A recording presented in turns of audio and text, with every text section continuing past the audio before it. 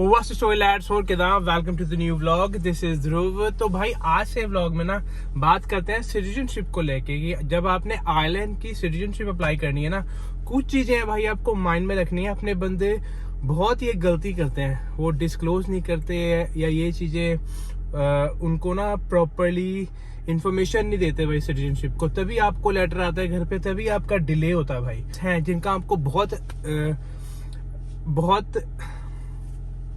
तो भाई क्या वो थोड़े से पॉइंट्स है जिनका आपको बहुत बारीकी से भाई ध्यान रखना है। तो अगर आपने आयरलैंड की सिटीजनशिप आने वाले टाइम में भाई अप्लाई करनी है, तो कोई भी चैनल पे न्यू आ रहा है तो भाई सब्सक्राइब करना ना भूले। तो फिर करते हैं आज के व्लॉग की शुरुआत।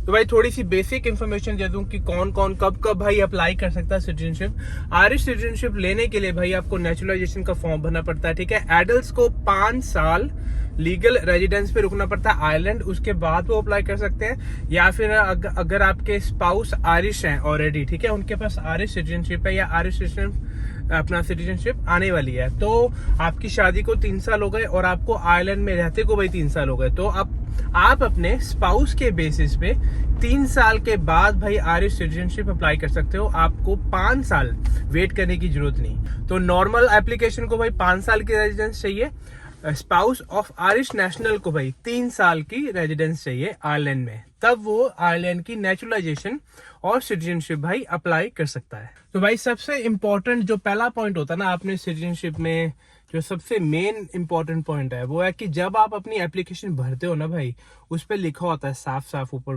बोल्ड अक्षरों में। आजकल तो सारा एप्लीकेशन सिस्टम ऑनलाइन हो गया। हमारे टाइम में क्या होता था, पेपर एप्लीकेशन होती थी, ठीक है, पर वहां पे मतलब टर्म्स एंड कंडीशन उनकी वही है कि आपको मिसलीड नहीं करना है डिपार्टमेंट को, मतलब मिसलीड नहीं करना है, कोई इन्फॉर्मेशन छुपानी नहीं है, ठीक है, और कुछ गलत इन्फॉर्मेशन नहीं देनी है, कोई फॉल्स इन्फॉर्मेशन नहीं देनी है।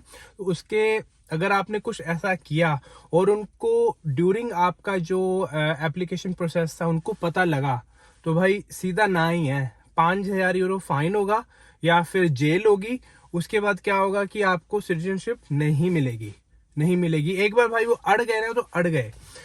तो इसी करके मैं बोलता हूँ कि कुछ पॉइंट आपने जरूर माइंड में रखने हैं जब आपने भाई आयरलैंड की सिटीजनशिप अप्लाई करनी है। तो भाई सबसे पहला पॉइंट आता है कि गुड कैरेक्टर। ये गुड कैरेक्टर क्या होता है, जो भाई आयरलैंड में लोग रहते हैं, जिन्होंने गूगल वगैरह पे सर्च मार रखी है भाई, उनको तो पता होता है कि गुड कैरेक्टर क्या होता है आयरलैंड में, और वो सिटीजनशिप में कैसे वो भाई उसका क्या मीनिंग है टुवर्ड्स योर नेचुरलाइजेशन। तो भाई गुड कैरेक्टर होता है कि आपका कैरेक्टर जब से आप आयरलैंड में आए हो ना, चाहे कौन से भी वीजे पे आए हो, जब आप आयरलैंड में आए हो, जब आप लीगल यहाँ पे हुए हो, ठीक है, आपको यहाँ पे गुड कैरेक्टर रखना है। मीन्स कि आपको पुलिस केस आपका कुछ होना नहीं चाहिए। यहाँ पे गार्डा केस बोलते हैं कि गार्डा मतलब आपको गुड कैरेक्टर रखना है, कोई पुलिस केस नहीं होना चाहिए, कोई क्रिमिनल केस नहीं होना चाहिए।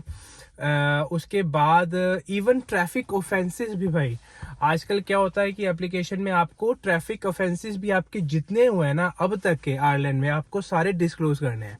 क्योंकि मुझे याद है कि किसी बंदे ने नहीं करे थे वो गुड कैरेक्टर, ठीक है, बट उन्होंने ट्रैफिक ऑफेंसेस भी नहीं डिस्क्लोज करे, तो उनको पता लग गया, ठीक है, क्योंकि आजकल सारा कुछ यार ऑनलाइन है। आपको पता है कि ड्राइवर नंबर डाल के, नेम वगैरह डाल के सब कुछ आता है कि इस बंदे ने कितने ट्रैफिक ऑफेंसेस करे हैं। तो आपको हर एक डिटेल भाई एप्लीकेशन में प्रोवाइड करनी है कि कब कहाँ कैसे हुए थे और उसका आउटकम क्या निकला। तो ट्रैफिक ऑफेंसेस के ऊपर भी भाई आपका सिटीजनशिप डिले हो सकता है, या फिर वो बोलेंगे कि आपने मिसलीड किया है। तो मैं यही बोलता हूँ कि कुछ भी ऑफेंस हुआ है आयरलैंड में, या फिर वो ये भी होता है कि यूके या यूरोप में कहीं से भी आप आ रहे हो, क्योंकि आजकल पता है सारा कुछ बायोमेट्रिक है, ठीक है, आपको एप्लीकेशन में डिस्क्लोज करना है। चाहे आपने 1 शादी करी है, 2 शादी करी है, क्या कहाँ से भी आप आ रहे हो, चाहे आप डायरेक्टली अगर इंडिया से नहीं आए हो, किसी यूरोप कंट्री से आए हो, किसी यूके से आए हो, तो आपको उसमें डिस्क्लोज करना है, ठीक है।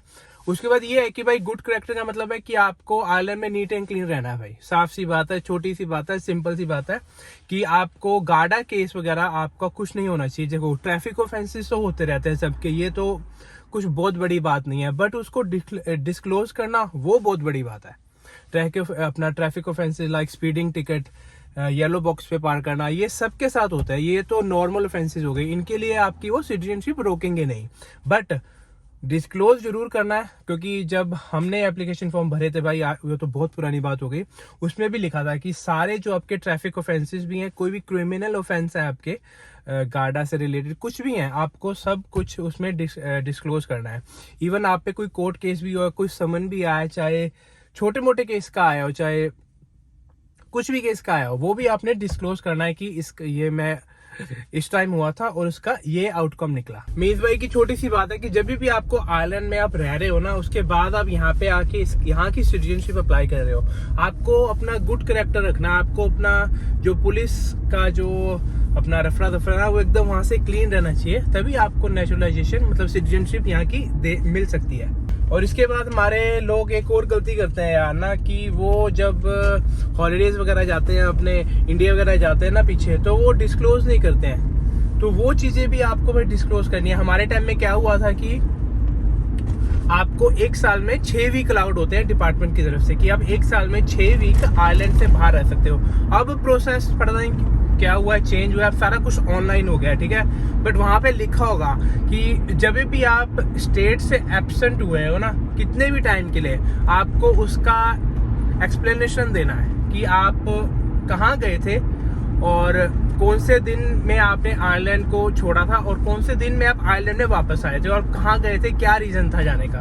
तो ये चीजें भी भाई बड़ी छोटी छोटी चीजें हैं, बारीक चीजें हैं, बट आपको याद रखनी है जब आपने आयरलैंड की सिटीजनशिप अप्लाई करनी है तो। और कभी कभी क्या होता है कि हर एक के हालात भाई अपने हिसाब से होते हैं, ठीक है। उनको इंडिया में अपनी कंट्रियों में ज्यादा देर रुकना पड़ जाता है, मींस 6 महीने भी, साल भी लोग रुकते हैं, ठीक है। बट जब आपने सिटीजनशिप अप्लाई करनी है ना, तो उसमें आपने डिस्क्लोज करना है कि आप क्यों रुके थे। और अगर आपके पास कोई प्रूफ है, कोई मेडिकल रीजन की वजह से आप रुके थे, वो आप उसके अंदर दे सकते हो।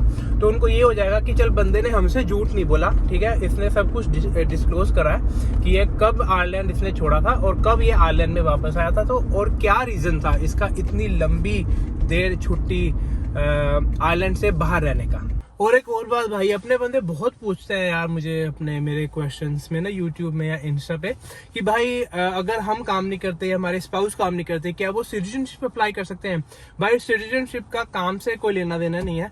आपको आयरलैंड में लीगल रेजिडेंस चाहिए 5 साल की, अगर आप स्पाउस हो आयरिश नेशनल की, उनको 3 साल की। डजंट मैटर आप काम करो या ना करो, आप सिटीजनशिप अप्लाई कर सकते हो। फॉर एग्जाम्पल स्टैंप्स जो होती है ना, जो टुवर्ड्स अपना सिटीजनशिप काउंट होती है, मैंने बहुत बारी बता रखा है, एक बार फिर भाई बताता हूँ कि स्टैंप 1G, ठीक है, 2 तो बिल्कुल नहीं, ठीक है। उसके बाद 3 और 4 ये भाई काउंटेबल स्टैंप हैं।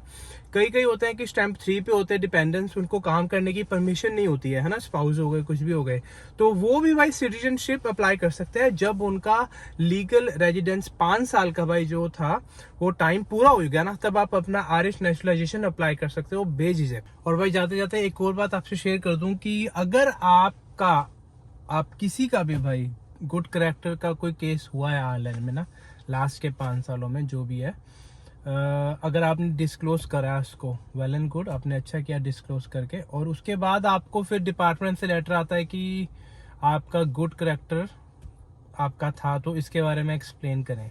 तो फिर क्या होता है कि अगर वो आपको देखते हैं, ऐसा नहीं होता कि अगर आपका केस हो गया, कोर्ट के समन आ गए, गुड कैरेक्टर आपका खराब हो गया, तो आपको सिटीजनशिप मिलेगी नहीं, ऐसा नहीं होता। डिपेंड करता है कि भाई आपका कितना सीरियस था वो अपना वो वाला केस ना। कईयों का इतना सीरियस नहीं होता है, ठीक है, बट फिर भी आप कोर्ट गए हो, जो भी कुछ हुआ है, फाइन फुन दे के वापस आ गए हो, फिर भी पता वो क्या करते हैं, आपको मना नहीं करते हैं। कोई केस में ऐसा होता है, हर केस में नहीं, कोई केस में ऐसा होता है, तो आपको वो टाइम दे देते हैं कि यार 2 साल, 4 साल, 5 साल, वो आपको देखते हैं कि इसके बाद तो ये दोबारा कोई ऐसा केस तो नहीं करता, तो आपने अपने आप को सुधारना है। मीन्स आपका जो गुड कैरेक्टर है ना, उसको वैसे ही मेंटेन करना है कि जैसा वो आपके केस होने से पहले था।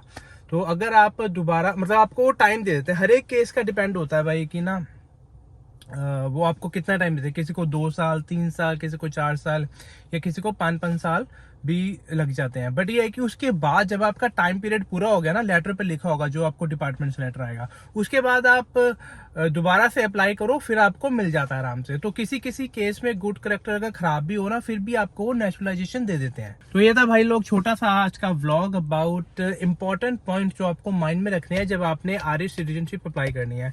आई होप भाई आपको आज का व्लॉग बढ़िया लगा होगा। यूं ही भाई आयरलैंड के छोटे मोटे व्लॉग मेरे चलते रहते हैं।